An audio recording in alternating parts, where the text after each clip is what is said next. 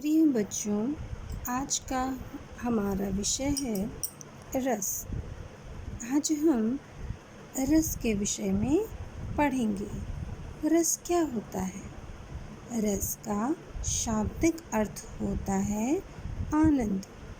आनंद से तात्पर्य है हमारे मन को जो भी चीज़ अच्छी लगती है, जो हमारे मन को भाती है, हमारे मन के अंदर की भावनाओं को उत्पन्नित करती है, उस भावना को क्या कहते हैं?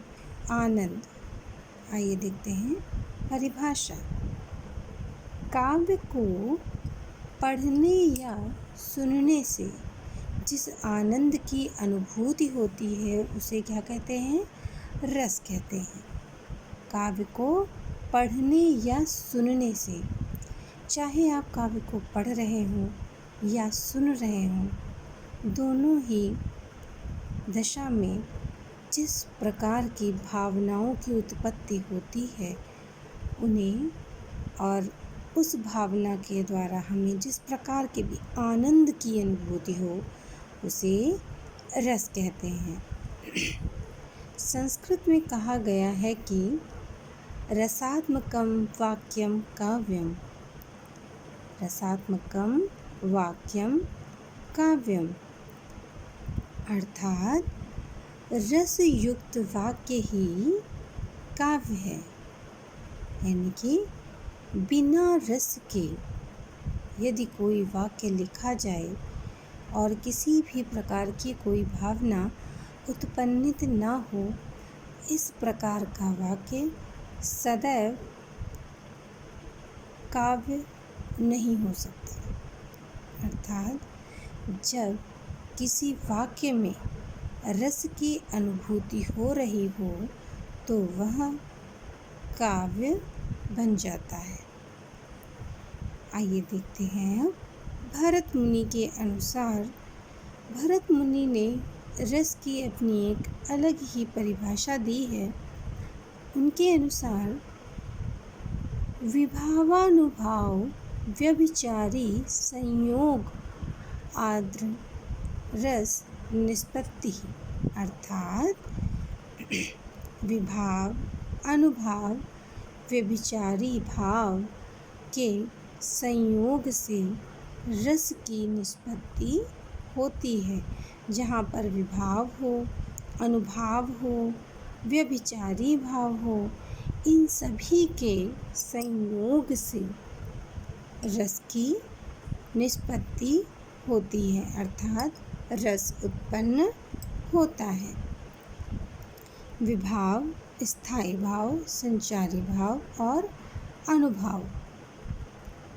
विभाव क्या होता है और स्थायी भाव क्या होता है, संचारी भाव क्या होता है और अनुभाव क्या होता है? विभाव, आइए मैं आपको एक उदाहरण के द्वारा समझाती हूँ।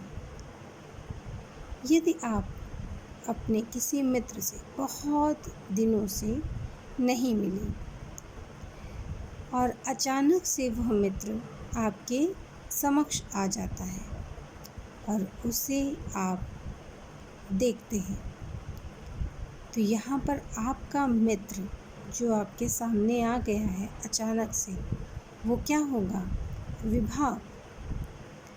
स्थायी भाव, उसको देखकर अचानक जो आपके मन में अचानक से जो भाव उत्पन्न हुआ वो है आपका स्थायी भाव। और संचारी भाव, संचारी भाव उस मित्र को देखने के बाद आपके रक्त में संचार होना प्रारंभ हो जाता है, मस्तिष्क में उथल पुथल मचने लग जाती है और आप आनंदित तो हैं ही, साथ साथ आपके दिमाग में यह प्रश्न भी उथल पुथल मचाने लग जाते हैं कि कैसे आ गया अचानक, कहाँ से आ गया।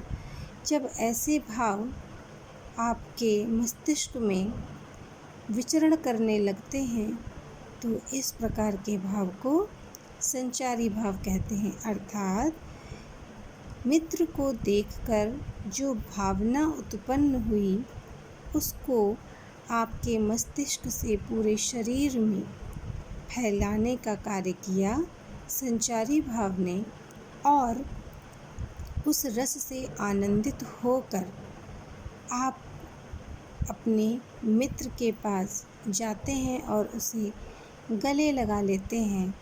यह होता है अनुभव, यानी कि किसी भी चीज़ को देखकर मन में जो भावनाएं उत्पन्न हों और उन भावनाओं को पूरे मस्तिष्क से पूरे शरीर में विचरण कराने का भाव हो, और उसके पश्चात जो भी परिणाम होता है वह अनुभव।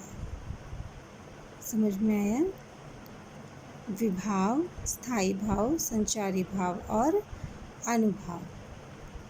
अब आपका गृह कार्य है, अपनी दिनचर्या के किन्हीं भी 5 कार्यों को आप लिखें जिनके घटित होने पर आपको या तो क्रोध, या तो वीरता, या तो हास्य, या करुण, या संयोग की अनुभूति होती हुई हो। उन घटनाओं को आपको लिखना है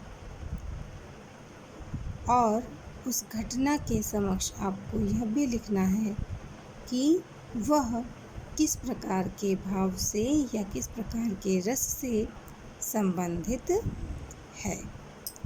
धन्यवाद।